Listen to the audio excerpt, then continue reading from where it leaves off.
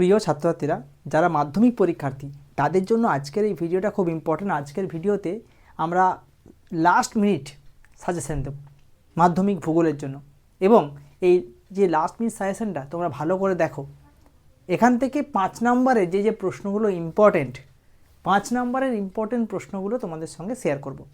ভালো করে সম্পূর্ণ ভিডিওটা মন দিয়ে দেখো। পরীক্ষার আগের মুহূর্তে এই প্রশ্নগুলো তোমরা কিন্তু একটাও মিস করবে না। দেখো 5 নম্বরে যে ইম্পর্টেন্ট প্রশ্নগুলো সেগুলো তোমরা ভালো করে নোট ডাউন করো। আমি বলে দিচ্ছি তোমাদেরকে।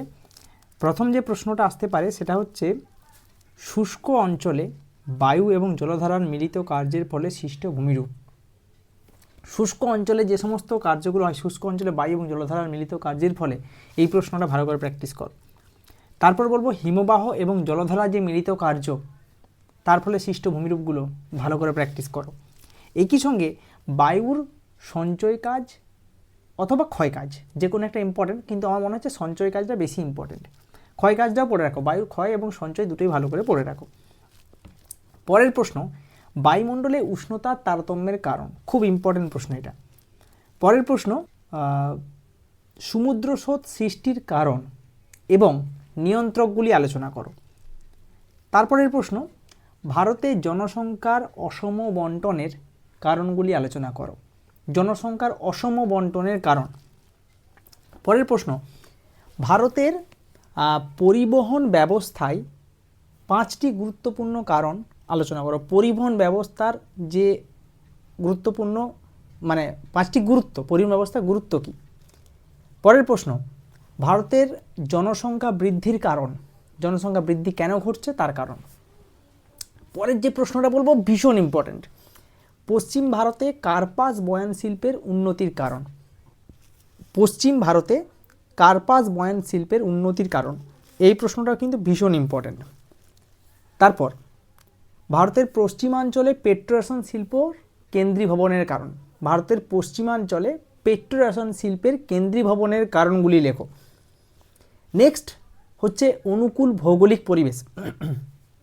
অনুকূল ভৌগোলিক পরিবেশ কোনটা কোনটা পড়বে? প্রথমে চা, কফি মোস্ট ইম্পর্ট্যান্ট। তার সঙ্গে কিন্তু তোমরা পড়ে রাখবে কার্পাস এবং ধান। ঠিক আছে, চেষ্টা করবে রিডিং পড়ে রাখার। ইক্ষুটা অনেক সময় চলে আসে, কিন্তু তোমাদেরকে ইম্পর্টেন্ট দিয়ে বলছি, চা, কার্পাস, কফি 3টে, আর ধানটা একবার সাইডে পড়ে রাখতে পারো। পরের প্রশ্ন, বিশ্ব উষ্ণায়নের প্রভাবগুলি আলোচনা করো। বিশ্ব উষ্ণায়নের প্রভাবটাও কিন্তু ইম্পর্টেন্ট।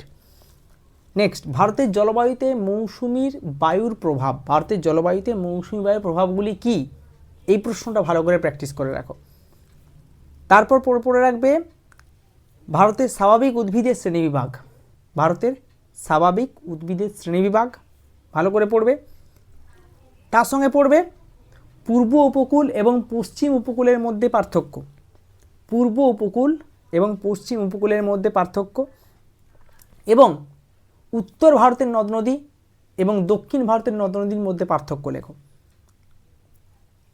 ঠিক আছে, তাহলে লাস্ট যে প্রশ্নটা ইম্পর্টেন্ট সেটা হচ্ছে, দৈর্ঘ্য এবং প্রস্থ বরাবর হিমালয় পর্বতের শ্রেণীবিভাগ বা হিমালয় পর্বতের ভূপ্রকৃতি। দৈর্ঘ্য এবং প্রস্থ বরাবর যে ভাগগুলো, দুটোই ভালো করে পড়ে রাখো। এগুলো গেল 5 নম্বরের খুব গুরুত্বপূর্ণ প্রশ্ন। তোমরা যদি চাও পরবর্তীকালে তোমাদের রেসপন্স অনুযায়ী, তাহলে 3 এবং 2-এর একটা লিস্ট আমি তৈরি করব। তোমাদের কমেন্ট বক্স থেকে যদি আমি রেসপন্স পাই, কমেন্ট করো। যদি রেসপন্স পাই ভালো, তাহলে অবশ্যই 3 এবং 2-এর লিস্ট তৈরি করতে হবে। আমি 5 নম্বরের লিস্ট তৈরি করে নিয়েছিলাম, সেই জন্য তোমাদেরকে বললাম। 3 এবং 2 এখন তৈরি হয়নি, তোমাদের আগ্রহ অনুসারে সেটা তৈরি করে দেব। ভিডিও ভালো লাগলে লাইক করো, শেয়ার করো, এবং চ্যানেলটাকে সাবস্ক্রাইব করে রাখো। পরবর্তীকালে যদি ভূগোল নিয়ে পড়াশোনা করো, 11, 12, গ্র্যাজুয়েশন, আমাদের এই চ্যানেল তোমাদের অনেকটা হেল্প করবে। ভিডিও শেষ করলাম, ধন্যবাদ।